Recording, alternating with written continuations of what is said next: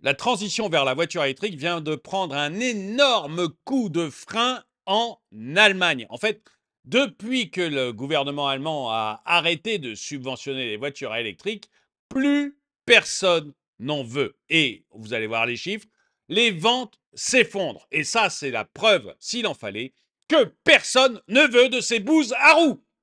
Bonjour et bienvenue dans cette nouvelle vidéo de DME en direct. Comme toujours, si vous n'êtes pas abonné, je vous suggère de le faire et de cliquer sur la cloche pour être prévenu lorsque je sors une nouvelle vidéo. Et jusqu'au 15 avril 2024 sur la boutique DME. Vous savez que sur la boutique DME, vous trouvez des polos comme celui-ci, des mugs comme celui-là, des sweats, des casquettes, des t-shirts, des magnets, des autocollants, bref, plein de produits sur la boutique DME. Jusqu'au 15 avril 2024, je vous offre la livraison. La livraison est offerte jusqu'au 15 avril 2024 sur la boutique DME. Pour aller sur la boutique DME, c'est très simple. En dessous de cette vidéo, si vous me regardez sur un smartphone, vous allez voir apparaître le polo ou le mug. Et vous cliquez dessus. Et sinon, vous allez sur les chaînes YouTube de DME ou de Droma Economy. Vous allez sur le site dromaeconomy.com. Et dans tous ces cas-là, vous appuyez juste sur l'onglet boutique et vous arrivez sur la boutique DME et vous trouvez ces produits dont je suis si fier. J'arrête pas de le dire, mais je suis fier de mes produits. Regardez, il me donne le smile. Et du coup, voilà, je vous offre jusque lundi prochain, donc jusqu'au lundi 15 avril 2024, je vous offre la livraison pour les produits que vous achèterez. Voilà, un peu d'autopromotion. Maintenant, revenons à ce qui est en train de se passer en Allemagne, qui pour moi est vraiment, si vous voulez, la preuve, s'il en fallait une, de ce que je dis depuis le début. C'est-à-dire que la voiture électrique ne marche que parce que les États la subventionnent à mort. Et qu'on voit que dès qu'un État arrête de subventionner, les ventes s'effondrent. Alors, malheureusement, ça pose aussi de véritables problèmes à l'industrie automobile. Parce que l'industrie automobile, on lui a dit, allez, allez vers l'électrique, on veut plus voir de thermique. Le thermique, c'est mal, c'est quelque chose c'est un péché contre Gaïa, contre notre mère, la Terre. C'est un véritable péché, elle est en train de se fâcher. Et du coup, comme elle est en train de se fâcher, il faut absolument que vous alliez vers le véhicule électrique. Bon, je dis ça comme ça, mais c'est ça parce que c'était du prêche, parce qu'il n'y a pas eu un homme politique qui a fait une étude. C'est passé devant la Commission européenne, c'est passé devant les chefs d'État, c'est passé devant les députés. Il n'y en a pas un qui s'est dit, tiens, est-ce qu'on pourrait faire une étude d'impact pour savoir ce que ça va donner? Parce que on a relevé tous les problèmes que ça créait et qu'ils avaient juste pas vu, type on n'aura pas assez d'électricité, il n'y aura pas assez de matériaux comme le cuivre. C'est la Chine qui possède 80% des terres rares dans le monde.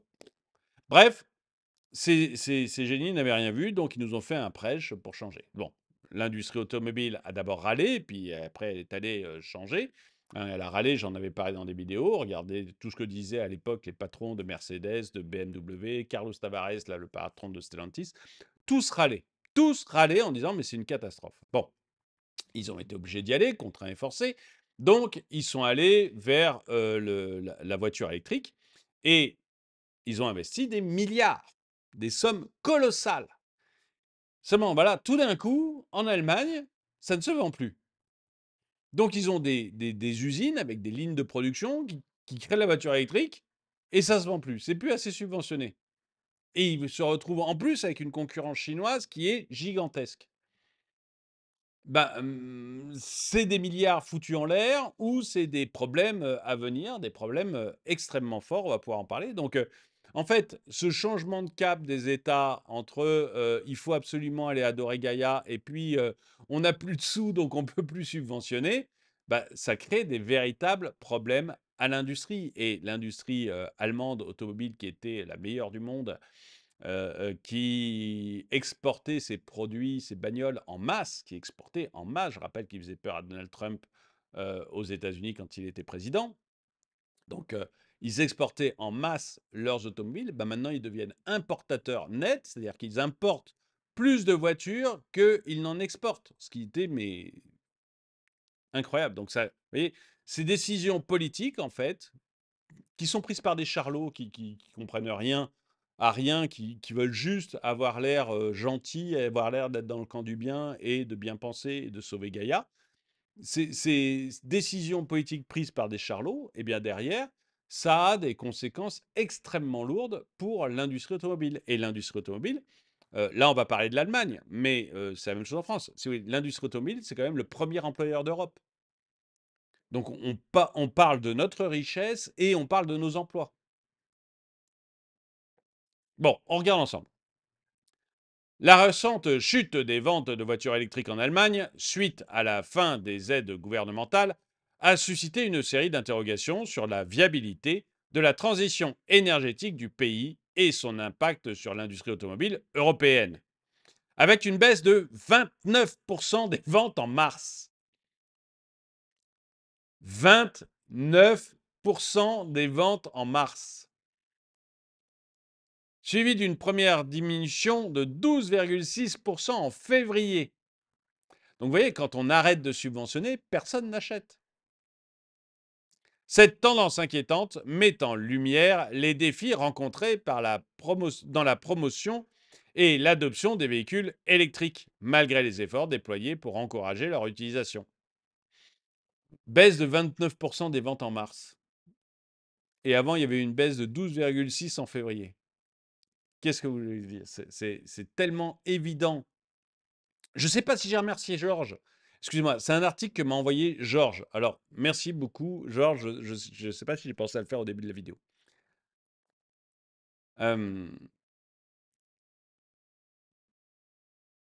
C'est tellement évident quand on regarde ce genre d'article qu'on va directement dans le mur avec cette voiture électrique. Qu'en fait, c'est du forcing de nos élites qui veulent absolument nous forcer à acheter une voiture dont personne ne veut. En tant que locomotive de l'économie européenne et pionnier en matière d'innovation technologique, l'Allemagne est traditionnellement reconnue pour son engagement en faveur des énergies renouvelables et sa volonté de réduire les émissions de gaz à effet de serre. Oui, mais c'est ça qui est en train de tuer l'Allemagne, hein. Il faut se rendre compte que c'est ça qui est en train de tuer l'Allemagne. L'Allemagne était un génie de l'industrie, un génie de l'industrie. On en parlait en Chine, ils vendaient leurs machines en Chine. C'était un pays qui exportait de l'industrie partout dans le monde, y compris en Chine, qui était exportateur net. Ça marchait extrêmement bien. Et aujourd'hui, quand vous regardez l'industrie auto, j'en ai parlé, mais même quand vous regardez les autres industries qui se servent d'énergie, tous disent que c'est une catastrophe. Je rappelle encore une fois la vidéo que j'ai faite sur le patron de BASF. BASF, c'est l'un des plus gros chimistes au monde. Ça faisait 200 ans qu'il était en Allemagne. Et BASF dit, à cause des prix de l'énergie, mes prochaines usines, elles sont aux États-Unis, elles sont, enfin il a cité plusieurs pays, mais elles sont plus en Allemagne. Donc BASF est en train de se barrer d'Allemagne et toute l'industrie est en train de se barrer d'Allemagne à cause des prix de l'énergie. C'est-à-dire que cette transition énergétique qui est une adoration d'une déesse païenne, eh ben, c'est en train tout simplement de tuer le modèle économique allemand. Pour des raisons purement politiques. Et des raisons qui n'auront aucun impact sur le climat. Ça n'aura aucun impact. Par contre, ça aura détruit l'industrie allemande. Ils peuvent être fiers. Cependant, les récentes baisses des ventes de voitures électriques soulèvent des préoccupations quant à la capacité du pays à maintenir son leadership dans ce domaine crucial pour l'avenir de l'environnement. Et oui. Plusieurs facteurs contribuent à cette baisse des ventes. Tout d'abord, les incertitudes économiques et les fluctuations des prix de l'énergie peuvent dissuader les consommateurs d'investir dans les véhicules électriques. C'est sûr qu'avec des prix de l'électricité qui n'arrêtent pas d'augmenter, je rappelle, en Wallonie, on va multiplier par 5 le prix de l'électricité le soir et la nuit pour que les gens arrêtent de recharger leur voiture électrique parce que la Wallonie n'a pas assez d'électricité. On va multiplier par 5 les prix de l'électricité le soir et la nuit en Wallonie. Et par 3, je crois, enfin, grosso modo, si vous voulez recharger votre voiture électrique, il faudra vous lever à 3 heures du matin et la mettre à charger jusqu'à 7 heures du matin. Voilà. Comme ça, vous arriverez à charger votre voiture électrique en Wallonie pour pas cher. Mais tout le reste du temps et le prix de l'électricité vont exploser en Wallonie. Forcément, ça va dissuader du monde à acheter une voiture électrique. Donc,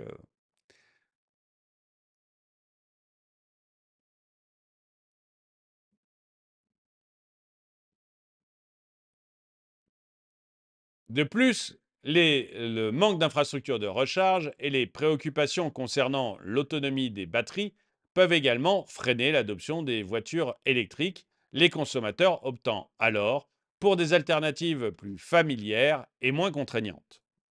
Cependant, la fin des aides gouvernementales pour l'achat de véhicules électriques est le principal catalyseur de cette chute des ventes. Tant que l'État vous offre votre bagnole, vous acceptez de l'avoir. Mais dès qu'il refuse de vous subventionner votre voiture, vous faites le choix du thermique. Cette mesure a incité les consommateurs à se tourner vers des voitures thermiques moins chères à l'achat, compromettant ainsi les objectifs de transition énergétique du gouvernement allemand. Cette situation n'est pas uniquement préoccupante pour l'Allemagne, mais également pour l'ensemble de l'Europe.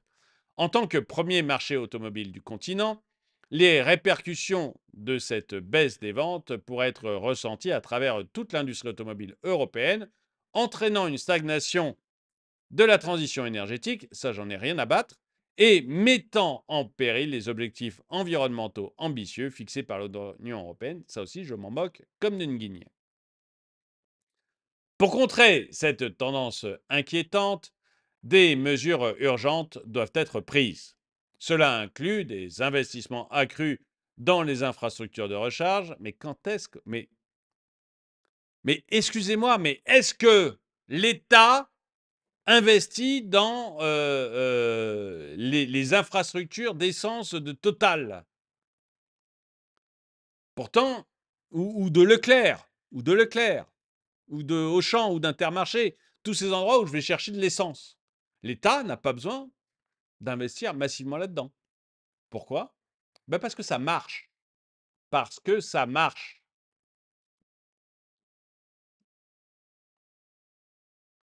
Des incitations fiscales pour encourager l'achat de véhicules électriques, là aussi, c'est vous ne subventionnez que ce qui ne marche pas.